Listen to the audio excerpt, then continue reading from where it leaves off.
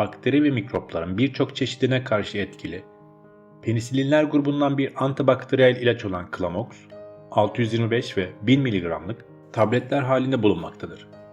Clamox, 10 ve 14 tabletlik karton kutuda sunulmaktadır.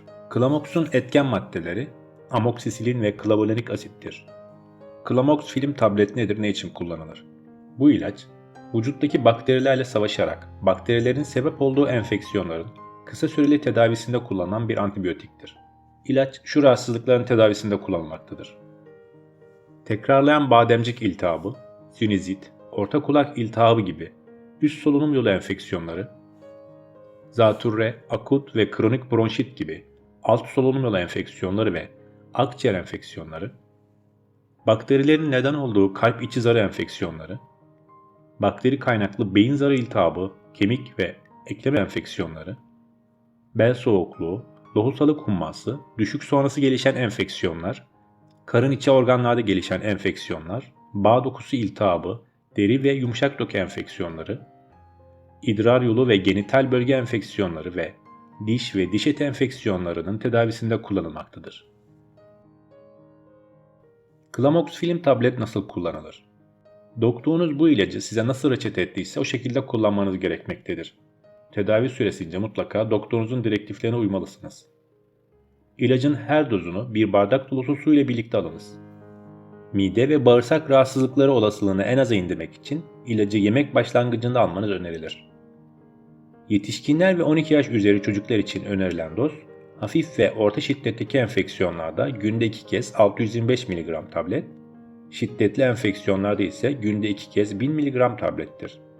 Diş enfeksiyonlarında önerilen doz, yetişkinler ve 12 yaş üzeri çocuklarda 5 gün, günde 2 kez 625 mg tablettir. Bu ilaçla tedavi süresi, tedavi gözden geçirilmeksizin 14 günü aşmamalıdır.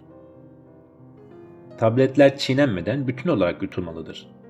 Eğer gerekirse tabletler ikiye bölünebilir ve çiğnenmeden yutulur.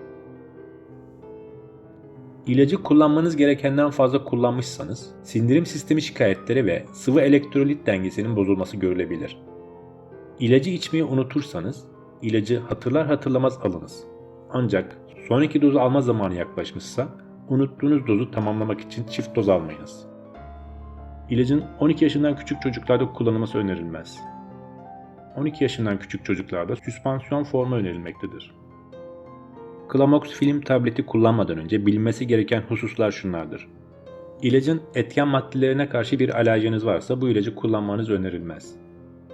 Eğer geçmişte penisiline, antibiyotiğe bağlı sarılık, karaciğer yetmezliği geçirdiyseniz bu ilacı kullanmayınız.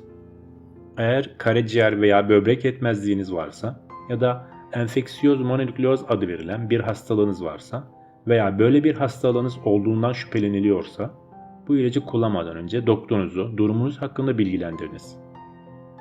Tedaviniz sırasında kendinizi iyi hissetseniz bile ilacı doktorunuzun tavsiye ettiği süre boyunca kullanmanız gerekmektedir. Enfeksiyon vücudunuzdan tamamen temizlenmeden de iyileşme belirtileri görülebilir. İlacın kullanımı doğum kontrol haplarının etkisini azaltmaktadır. İstenmeyen bir gebelik olmaması için hormonal olmayan ikinci bir doğum kontrol yöntemiyle korununuz. İlaç, gebelik ve emzirme dönemlerinde de kullanılmamalıdır. Clamox film tabletin kullanımıyla oluşabilecek olası yan etkiler şunlardır: bulantı, kusma, hafif ishal, mukozaları ve cildi etkileyen mantar enfeksiyonu yaygın görülen yan etkilerdir. Karın ağrısı, nefes almada güçlük, kurdeşen, yüzde, dudaklarda, dilde ve boğazda şişlik gibi bir durumda doktorunuzu bilgilendiriniz.